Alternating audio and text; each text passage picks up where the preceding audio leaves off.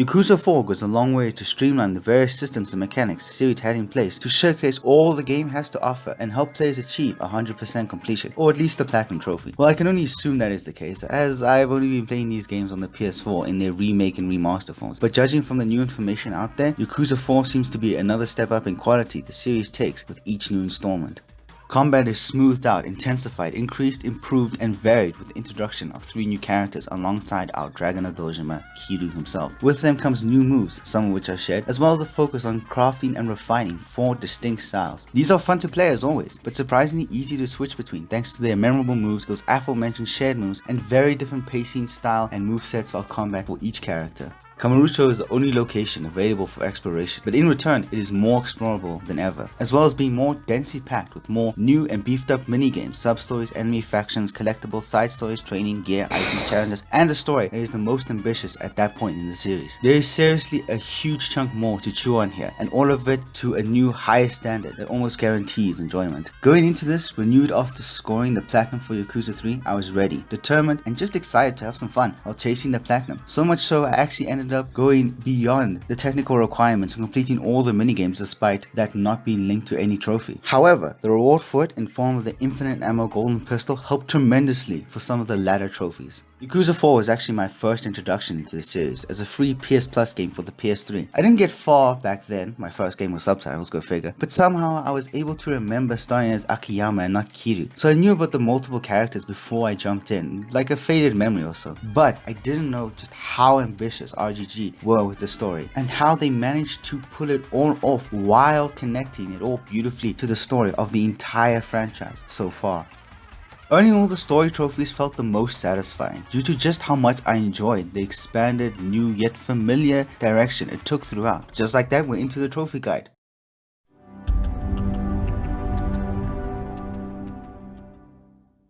Popping these trophies shouldn't be any trouble except for maybe trying to follow the story initially. Don't worry, absorb it as it happens, consult the character profiles which are ingeniously categorized into events, and if you're still lost, all will be explained the further you get into the story. The related trophies are named The Plot Thickens, Reunited, A Detective's End, Only One Thing Left to Do, and Thank You, respectively.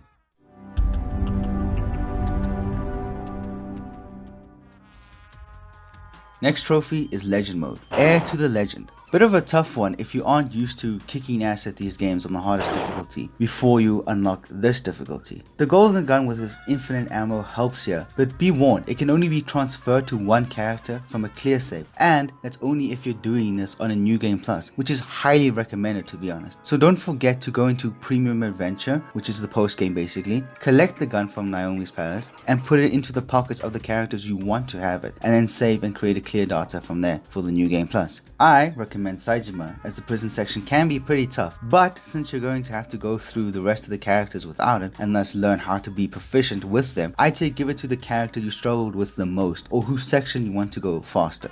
The golden gun is a reward item for completing all minigames and can be tracked by the menu tracker. I'll show you some tips on how to do this later in the video after most trophies are covered, timestamps in the description. But the gun isn't necessary since you will be mostly without it when replaying the game. The War God items are serious help here, but they also fall into the stuck to one character trap once again. There are 2 of them however, so potentially 2 other characters can feel their godlike effect. The War God Talisman, rewarded for completing the ultimate matches, will keep your heat bar at a maximum, and the amulet will allow for all your heat actions to be performed regardless of actual heat. Unfortunately, it's locked behind completing all heat actions, which is more difficult than it seems, and something I have never done in these games until Yakuza 5.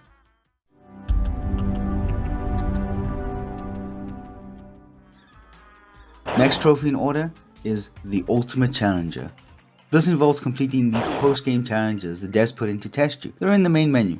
They are meant to test your ability by putting you in a range of different scenarios, some familiar and some not, and in various different states and caveats attached to them. There are no rankings this time, so simply finishing all of them will net you the trophy, and that sweet War God Talisman. You start off each challenge in a different states, which are The weakest you can be at level 1 with no abilities, the lowest health bar, and no heat actions. The strongest you can be at level 20 with all abilities, highest health bar, as well as the highest heat bar. An in-between state where all your heat actions are unlocked, but your health bar and moveset are only about a quarter of the max. Then 2 special states which are only present in a significantly small portion of the challenges. Kiryu in his traditional period clothes has everything, including the looks, except for his heat moves, which he only has like a quarter. And then Kiryu in his wrestling mask at his absolute weakest. I'll link the almighty CyricZ guide to walk you through each and every challenge. The challenges all cycle through different levels of difficulty, generally getting more difficult as you progress through the sections, of which there are 5. You'll need to complete all of the matches in each section to unlock the 4 matches in the ultimate section, and unlock the final one by completing all of those. The challenges section,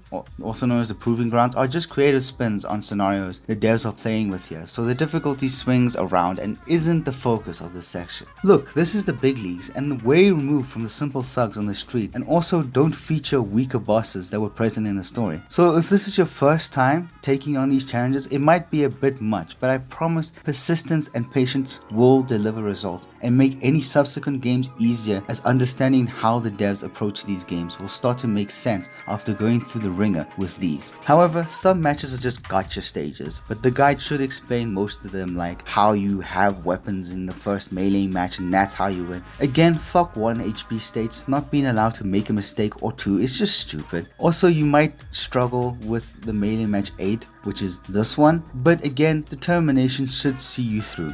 I failed many times, but I figured out that using heat moves should be done around halfway of the fish spear weapon thingy's durability. That's around 35 hits left. This should coincide with his health being drained to the point of his second health bar, the yellow one, being almost gone or gone altogether. I found this out after googling some strats, so don't be afraid to look for how others did it. We all do it. Also, the last section is timed boss rush scenarios, and the latter ones probably won't be done the first time, so make sure you attempt these in a session where you'll have plenty of time and won't be too stressed. After playing a few times, you should have a rhythm down and knowledge of what was done in previous runs that cost you time and health. The reward of the World Guard Talisman is 100% worth it when you finish all the challenges, especially for the New Game Plus Legend Mode playthrough and the secret boss fight if you haven't attempted it yet.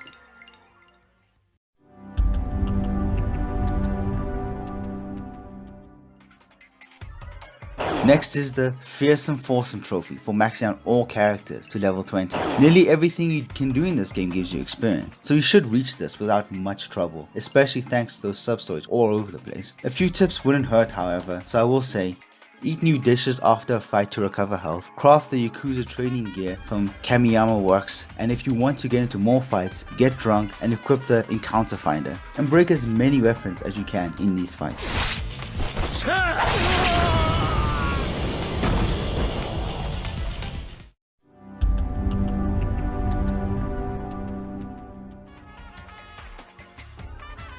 The Indomitable trophy was put into this game as a cheeky fuck you to completionists, as its only purpose is to remind you that you will be playing through the game 3 times. This trophy requires a playthrough on normal without switching to easy mode. It only pops up if you failed a number of times, or so I've read. It is that easy to avoid it on normal. But why 3 times, you ask? Well, the only way to unlock legend mode, which is needed for a trophy, is to play on hard mode. And no, switching at any point will not unlock the trophy if you start on a normal and switch to hard, or start on hard and switch to normal. You have to play it from start to finish. If you switch to hard from a normal playthrough, it will not unlock legend mode after you finish the game. And if you switch from hard to a normal playthrough, it will not unlock this trophy. You can do all these on a New Game Plus, so there's that at least. I recommend first playthrough on hard, and then whichever one you prefer for the first New Game Plus, which is, remember, different from the post game of Premium Adventure.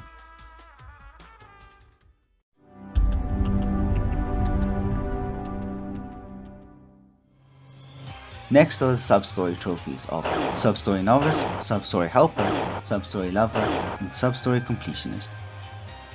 Substories work here like they did in Yakuza 3, with the fact that they can be completed in one of two states. A fully completed one will net you a star on the completion list, while a partially completed one will display a checkmark. These can change some of the rewards of some of the substories, but either state is fine when going for 100%. All substories are again up to the usual quality that embody that Yakuza quirkiness the series is first known to outside fans. And while there are still a fair amount of moments like that, there are some genuine character building stories here. Thanks to the 4 characters present in the game for the first time, a greater number of substories include character development, as substories provide an ideal time to flesh out the characters without dragging the main narrative. I always finish all the substories initially, even if I don't go for 100%, so this won't affect me, but I suppose it is a shame that others might not get the full experience of these characters by simply going through the main story. Kiryu has the least quote-unquote personal substories, simply because we know the most about him, so his substories carry a lot more quirkiness we might be used to. But as always, some of his stories still manage to pack an emotional punch. Some stories have cutscenes attached, always a good time, and completing all of them will unlock the final substory, Amon, which can be done before the finale, which is what I did.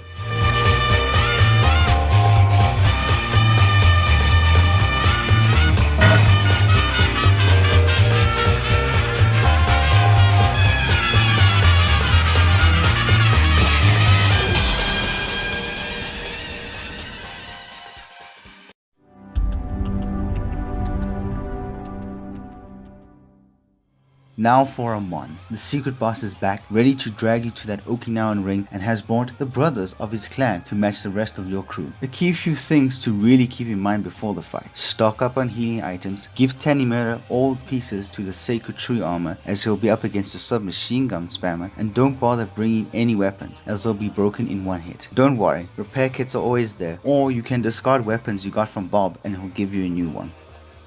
Akiyama's opponent is all about speed and will dodge a lot of attacks. Starting the combo away from him so you can lead your slash kicks into him is a good shout, as is the wall crash heat move when you have the heat available. Heavy attacks and counter kicks is also the way to go in this one once he pops his heat.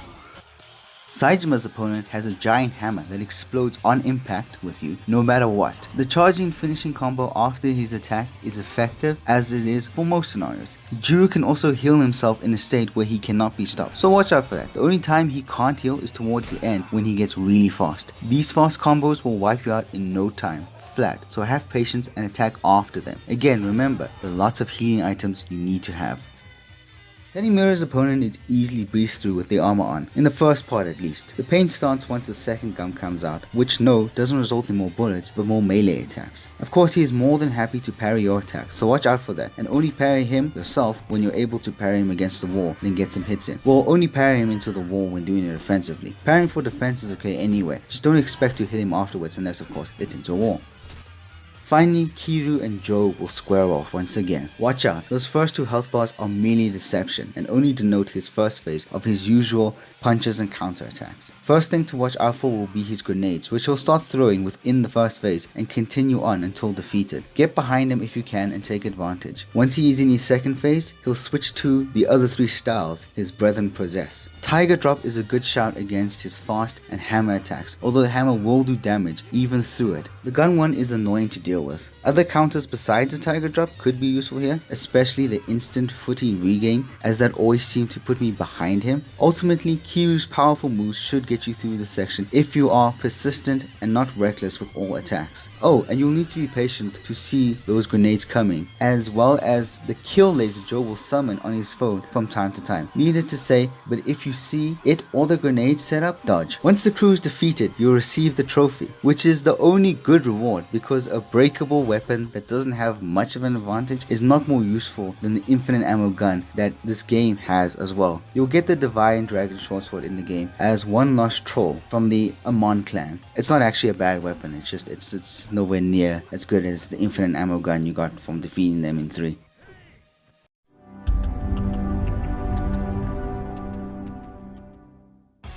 A tough fight is always best recovered from with a tasty meal, and the Gourmet of Kamurocho trophy rewards you for ordering at least 1 item from every single restaurant in the city. Just remember that Pronto at day and Pronto at night count as 2 different restaurants.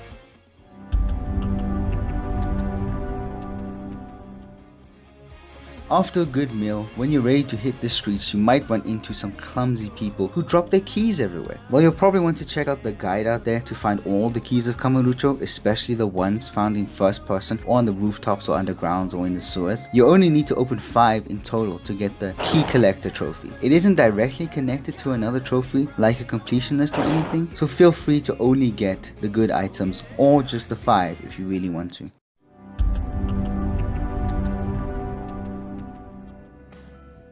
What is a perfect way to close out a night other than a hostess club? In this game there are 2 aspects to this. In the normal dating sim minigame the boys can partake in, and then there is the hostess maker, which plays a part in the main story but then is a limited to side mode for Akiyama. See, Akiyama owns the most popular club in Kamurocho, in Elite, and can train up girls to become number 1, something they all vie for. Akiyama won't do the normal dating sim in Elite as he owns the club himself. Saejima will refuse to go into any club, that being Shine, Jewel and Elise itself, as he's still on the run and you'll need to recruit all of Elise's girls to get all their business cards. I'll leave a guide in the description to run you through both aspects, as there's a lot you'll need to chat about with the girls in order to get their multiple business cards. Okay, the first trophy related to the club is the Joy of Gifting trophy, where the girl will wear a gift you gave her on a previous visit. As stated in the guide, a dress from the shop Milestone in the underground mall will most likely be worn by her on your next visit. The after work hookup trophy will come pretty early, as all girls will invite you on multiple dates as you work your way up through all their storylines. The fashionista trophy makes a return, along with the return of the hostess maker minigame, with some differences attached to both. Again, the guide here will be your best friend, as it is a lot to go over. I will note there is a glitch for in-club money, which is forcefully separate from your own money, that I found on YouTube, and while I was testing out, yeah, it works. It isn't particularly complicated and would actually be common for anyone to stumble into. I'll show it here, but I don't practically remember the steps. I'm sure you can find it however. Anyway, the minigame is slightly more in depth there than compared to 3, as this time the outfit isn't always good to max out everything at once forever. You have to look out for what is being called for and make the adjustments accordingly. The guide has all you need for the minigame as shown here, as well as the stretch to getting that fashionista trophy as fast as possible. The last related trophy just shows the depth of this portion of the game, as once you get all cards from all 10 girls, 7 all ready to go and 3 trained in Elise, you'll receive the Business Card Hunter trophy.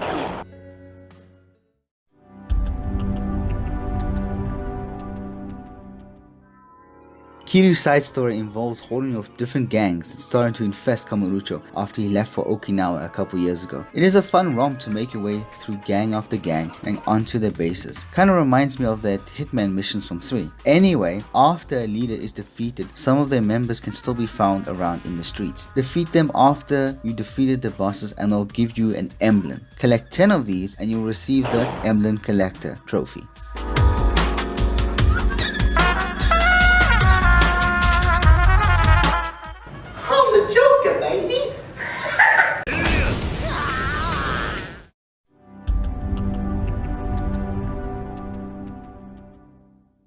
The Coliseum is possibly at one of its best iterations here in Yakuza 4. Only Kiryu and Saejima compete in the tournaments, as only they learn or have knowledge of its existence. Anyway, the Fame Tracker you may know is here, and Kiryu and Saejima have separate experiences of it.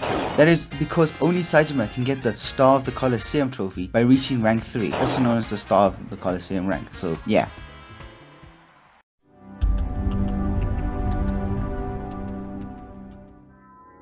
Speaking of Saejima, his side story business isn't busting gangs or training hostesses. Rather, he finds a dojo where the pocket circuit racing used to be and starts training some rookie fighters. Well, I say that, he actually gets sucked into it at a particularly crucial moment of the story when he's in a rush, so kind of funny on that end. The fighter maker section of the guide breaks down in detail how to train a fighter to win the coveted rookie tournament. As you can see, it is somewhat in depth and requires a bit of trial and error, but not so much for your first fighter and the only fighter you'll need to win the tournament to receive the Master in Training trophy. If you want to follow what I did, I basically followed the guide immediately after I was introduced to the mode. Trained, saved, reloaded when it didn't go right, it wasn't that many times anyway, and never saw the place again once the trophy was mine.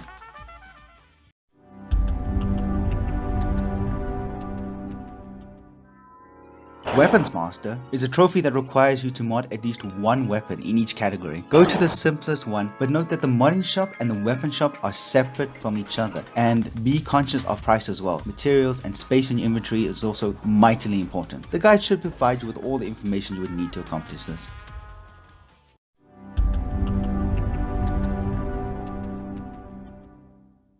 Revelations teach you some of the best moves in the entire game and are brought over from how they were presented in 3. Akiyama meets Mac at a similarly awkwardly placed time in the story, but it is presented with a revelation right in front of him to make up for it. Follow the guide that either Mac emails you or the IRL one in the description. It's not that difficult to guess either way and acquire those sweet moves. Some cutscenes will be the same for different characters, but the moves will always be different, despite some characters sharing some base moves. Once you have your first 3, the Revelation Seeker trophy will be yours.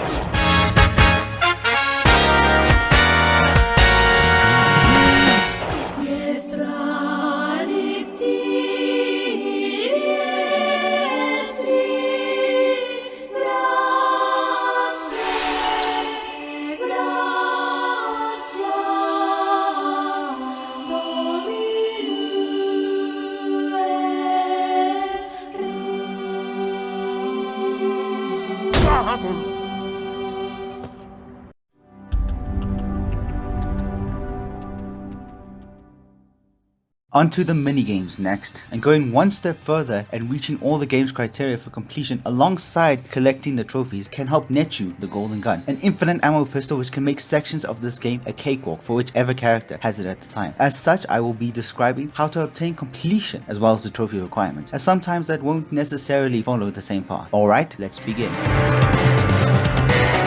Aromatherapy, found on Senro Avenue, is up first. Just like in Yakuza 3 before it, the game involves using the momentum of the bar to remain in the high point scoring segment of the meter right at the top without reaching it fully to the top or crashing fully to the bottom. Circle pushes the bar up and X pushes it down. It is really slippery to control. Try and stick to the top early on, collecting as many points as you can and before the momentum becomes too wild to control. When you reach the end, you'll need to spin both analog sticks in the indicated directions to complete the game, but you will score some sweet bonus points for doing so. Whenever the bar pulses pink, it will be jetted up to the top, so try and stop it. And the reverse happens, it pushes down if it pulses blue. This is of course subverted in the last session, much like everything else is in the last session. And when it pulses blue in the super VIP massage, it will pulse up instead. Getting the last massage requires 10 prior visits. There are 4 massages in total, and they will take a certain amount of time each, namely 50 seconds, then 90 seconds, then 90 seconds as well, and finally 105 seconds. So stay focused for each one. 30,000 points is what the last massage requires for the highest score of Serene Dragon, so being around that range for most massages should be a good shout, although being below it doesn't necessarily mean you won't get it. The trophy requires you to become a VIP member, which just requires those multiple visits mentioned earlier to unlock the VIP oil massage, hence the name VIP member. And completion requires Serene Dragon on all 4 massages.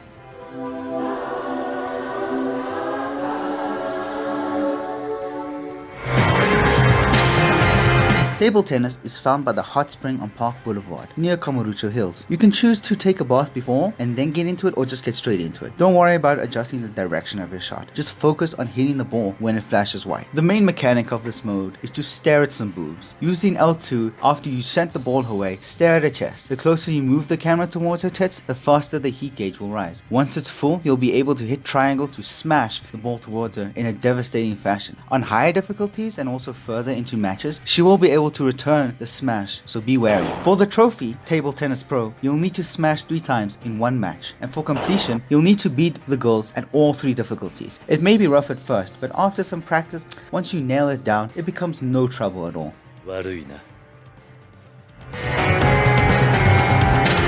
Karaoke that has emerged from this series is already legendary, on the outside and on YouTube especially. It is a simple rhythm game that you can get down after multiple rounds, if not on your first attempt outright. Honestly, there are such bangers here like Pure Love in Kamurocho and Maiden Colored Life that getting the Human Jukebox trophy for just singing all the songs won't even feel like work. I mean, unless you spam them back to back, I guess. Even then. Anyways, score 900 plus on every song and you'll have completion.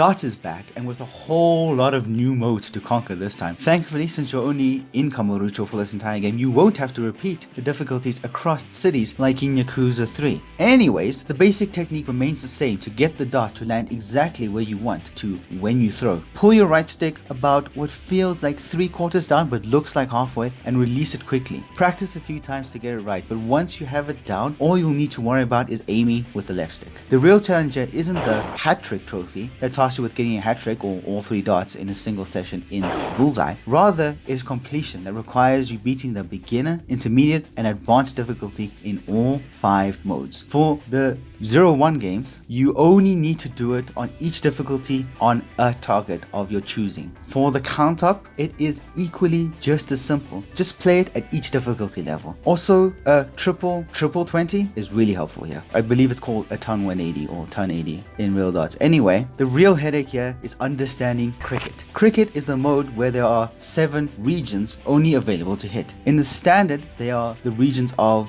Bull as well as 15, 16, 17, 18, 19, and 20. In random, they are random. And in hidden, they are also random but not displayed either. You'll need to hit a region for 3 to open it up to score points. Now you can see how useful the double and triple are in this mode. This mode being all the cricket. Only once a zone is open is scoring available to you and you alone. Your opponent can close regions you've unlocked by doing the same thing, hitting the region for 3. Once a region is open to you, any hit on it will count as useful towards your score. The player with the highest score wins. As you can see, going first, which is thankfully something you always do, is the way to win cricket against the higher difficulties. Double bull or the smaller circle inside the circle will count as 2 hits when opening. Tactic here is to hit the first dart into the triple 20 or the highest value region, opening it and then repeating to score 120 or the highest amount. Then spend the rest of the match hitting the triples or double bulls of the regions that are open to your opponent to close them to deny them any more point scoring. In hidden cricket, finding a region counts as a hit, meaning if you hit a triple, you'll open it and get one of the values assigned to that triple.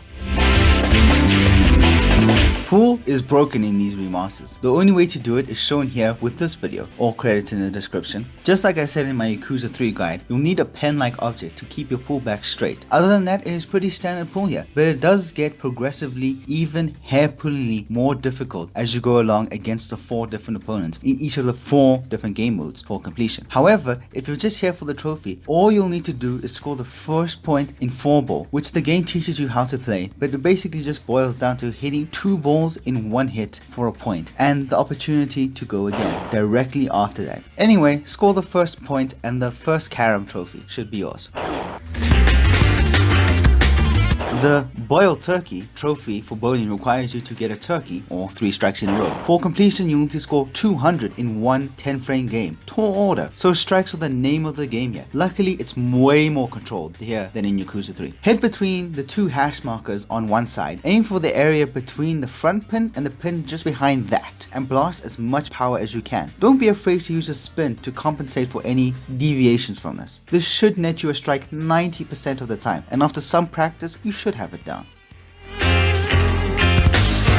Next are the gambling games, which are separated into Western and Japanese via a casino and a gambling hall. The Novice Gambler trophy is for playing all Japanese gambling hall games, and the Casino Rookie trophy is for, you guessed it, all the Western casino games. There are a lot of them and they replicate their real life equivalents, so I'll reference the guide once again if you really want to sink your teeth in how to get one or another. Also, it has great strategies for how to effectively use cheat items, so that's another reason I highly recommend giving it a look through. For now, however, I'll just list how many tags or chips you'll need to obtain completion and a little description. Oh, and you might want to do the casino games as Tanimura for one of the later trophies in this guide. Baccarat is a game where the banker and the player square off with cards trying to see who can obtain the highest value of the cards combined. However, only the ones digit is considered. For completion, you'll need to earn 20,000 chips cumulatively over your sessions. Blackjack is a classic where you'll need to try and reach 21 or as close to 21 as possible while also remaining higher than the dealer. Cheat items help a lot here, and there are more options to take than hit or stand, but that's all in the guide. Completion requires winning 10,000 chips in a single session. I suggest the guide's cheat item stretch for this and some extra money as well. CeeLo is a Japanese dice game where the players swap banker positions between rounds, and the goal is to get a high number on one die, but only if the other two die are doubles. That means landing on the same value. There are other combinations and such that produce other results, but once again I defer to the guide. Completion here is 20,000 tags over time and with losses not factoring in. Chohan is a Japanese guess game where you'll primarily be guessing where two dice will add up to an even or an odd number. The guide explains cheat items and further guesses and bets to be made, so I would suggest taking a peek over there. Completion will need 20,000 wooden tags over time. Koi Koi is a game played with the Hanafuda cards and is all about putting together certain hands to obtain points. I love it, but do admit that nothing but practice will get you used to the game. The guide has a handily breakdown of exactly how it works and what the hands are. Don't forget you can put on a guide in the settings once you enter the minigame. Completion will see you bring home 10,000 tags over time without losses factoring in. Ochu Kabu is Japanese baccarat, just with a rotating banker and the use of the Hanafuna cards. The guide explains the special combinations that may be present in one of your matches, as well as cheat item strats. Completion here is only 10,000 tags with losses not factoring in. Poker is the biggest gambling game in the West and is faithfully recreated Texas Hold'em style here. Essentially Western Mahjong. You are competing against 4 other players to form certain hands, but here whoever has the highest hand at the end wins. Use the guide if poker is fuzzy for you, and completion here is a bit frustrating as you'll need 10,000 chips in one session. Your losses won't factor in, but you'll need to keep track of how much you've won every time you do so in a session to know whether you've eventually hit 10,000 in said session. Roulette is next and is just a guessing game of where the ball will end up. You can bet as specifically or as vaguely as you want. Cheat items and more of a general breakdown are in the guide. Completion will be yours once you earn 20,000 chips over time. Next is a stop to Club SEGA to get the Welcome to SEGA trophy. Once you play all the minigames in the club, you'll have the trophy. You'll need access to Boxeros 1, which you get after playing Boxeros 2 3 times and then speaking to the manager. Boxeros 1 is fun, but the sequel heading into 3D movement wise was a big mistake. I can see why IGN only gave it a 6 out of 10. Honestly, not enough water. I agree. For completion, you'll need to reach level 50. Not beat, just reach, of both Boxeros. Playing the UFO Catcher Simulator is also needed for the trophy, and collecting all the prizes is needed for completion. The guide in the description has all the toys and their locations you can find them in. Just keep resetting and switching locations between the big one in Theatre Square and the cramped one, and you'll eventually have all of them.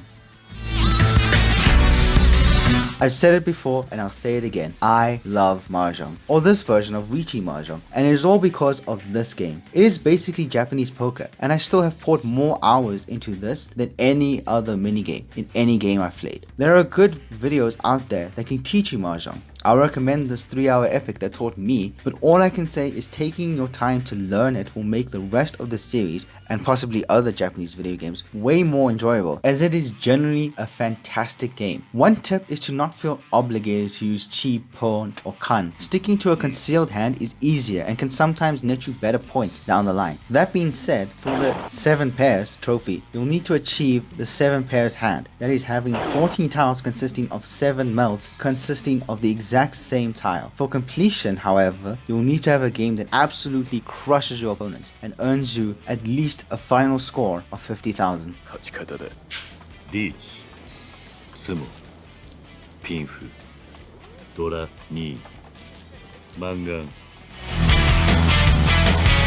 Pachinko is next, and is almost impossible to get your head around. Luckily, I have managed to pass one of the machines out just enough, that being the virtual fighting machine. First, the basics. Think of the machine as a virtual slot machine with extra steps. The first extra step, that is, if you want to take a spin, you have to get a ball into this module vertically in the middle of the machine and horizontally 2/3 of the way down the machine, just under the screen. Now, you can try your spins, which are automatic in order to try and get 3 of the same number. just like a slot machine. Except not just like a slot machine. Remember, this is a virtual slot machine, so it decides when the numbers will match to 3 in a row and when you get the jackpot. That's the only way to progress. Unlike slots IRL, diagonal matches won't do anything. Anyway, getting a jackpot will always be preceded by a cutscene, and most of the time, an in Pachinko virtual screen game event thingy will prompt you to press square a certain number of times. This will most often include your character training in an empty room, turning around and hopefully seeing a challenger in front of them. Cutscenes requiring your input will be part of an interactive fight. You'll need to win to secure the jackpot, so you'll need to pay attention throughout and can't just walk away. It is pretty clear with the inputs saying push times 1 and push times 5 in English, and when you see the kanji, it just means mash the shit out of the button. Once you achieve this, you'll be greeted with the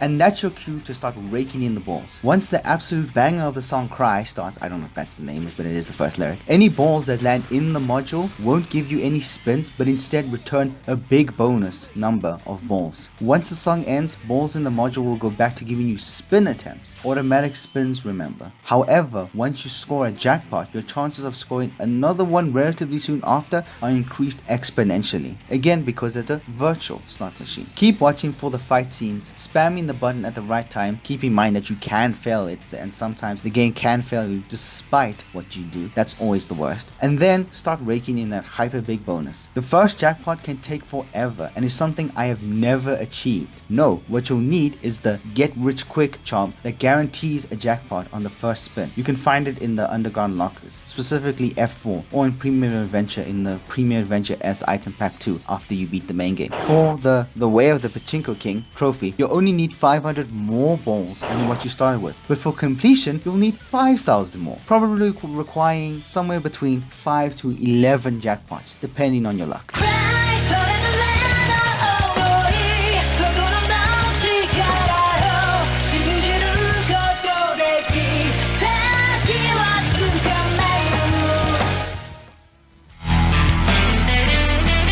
Banning is back and bigger than ever in Yakuza 4, this time complete with sexy pinup posters on the hardest courses as well, for some extra motivation I guess. There are 2 ways to achieve landing the hit where you want when you're aiming with the left stick. One is to watch your character holding the bat. At the moment when they tense up is when you press X to strike. 2 is to take a close look at the guide, which breaks down the scoring system way better than I ever could, and see which swings are coming next. Once you have the speeds, simply apply the following countdown. Anything under 100 kilometers per hour will need to be hit after 3 seconds. 1, 2, 3. Anything including and above 100 kilometers will need to be hit in 2 seconds. 1, 2. For the Captain Tufa trophy, you'll need the crucial anywhere hit between 2 or more panels. For completion, you'll need an S ranking on every course. Easier said than done.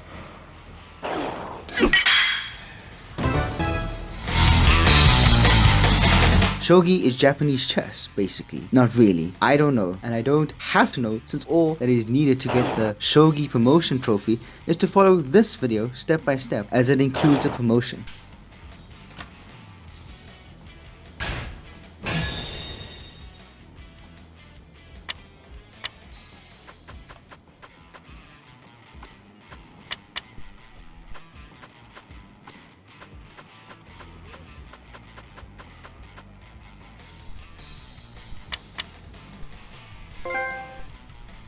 Complete what you see in this other video challenge for challenge 1 5 times and you'll have the completion requirements done.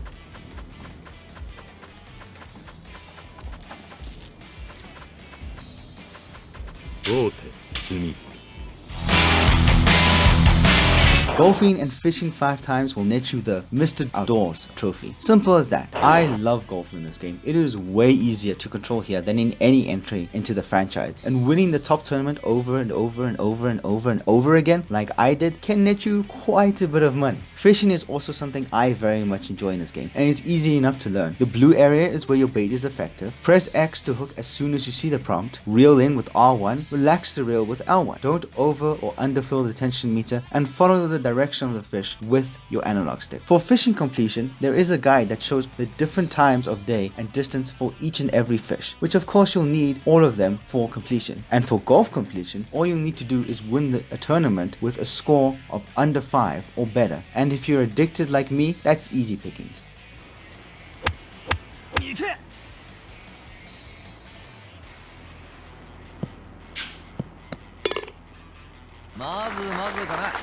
That is all the minigames and their trophies. Significantly easier if you're just on the hunt for the trophies. Maybe only the 7 pairs Mahjong and the Pachinko trophies will give you a bit of grief, but ultimately not a tough ask. Completion on the other hand requires a lot more work, but isn't that radically different, especially once you grasp each minigame. Once you complete all minigames, you'll have the golden gun, and yes, I did it before I finished the main story, same as I did Amon, but I didn't use it in the finale as I decided to keep it as a tool for a new game plus to make Saejima's part exponentially easier than the first time.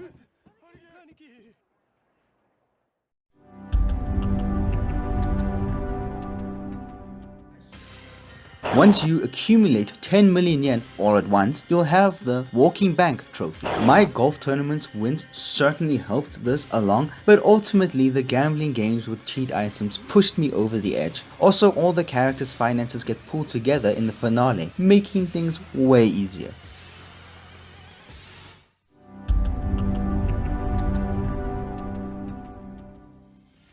Since this game only takes place in Kamurocho, you're going to be walking, fighting and running around the district a lot. Once you reach 100 kilometers traveled, you'll receive the Kamurocho Iron Man trophy. Running in fights counts too, by the way.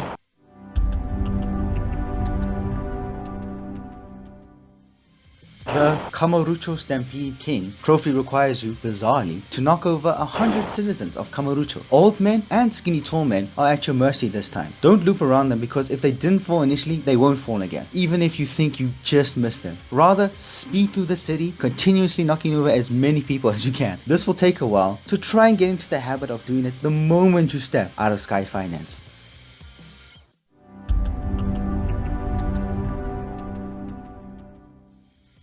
Akiyama is a rich man. Is it because he hoards it all? Who knows? What we do know is that the Akiyama the Hoarder trophy tasked with earning 1 million yen as Akiyama himself. Gambling games with cheat items are the quick and easy way here, but any game you enjoy grinding can let this come naturally. Hell, if you get a kick out of his fighting style, you can earn it through fights on the street.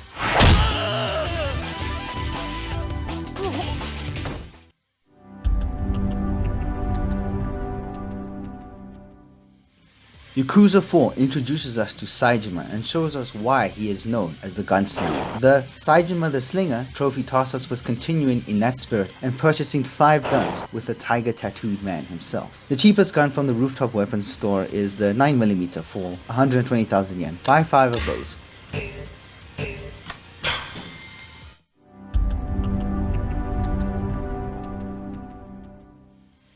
Tanimura is a renegade young cop who likes to gamble. Although his game of choice is Mahjong, you'll need to earn 10,000 casino chips with him to receive the Tanimura the Gambler trophy yourself.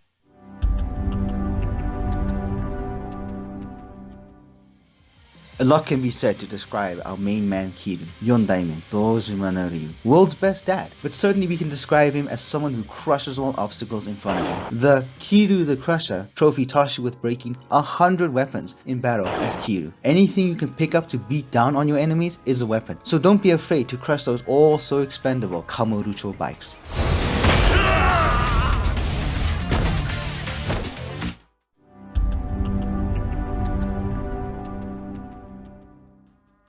Oh yeah, you can pick up trash around the city. How quaint. There's even a green shop in the sewers you can buy items at. It's basically like free money for recycling virtual garbage. It is a neat mechanic, but I never really felt it necessary since I wasn't actually really hurting for cash, as I was once in Yakuza 6. But that's for another time. Anyway, the Kamurocho Tree Hugger trophy requires you to pick up a measly 20 bits of trash around the city, keeping it clean, I guess.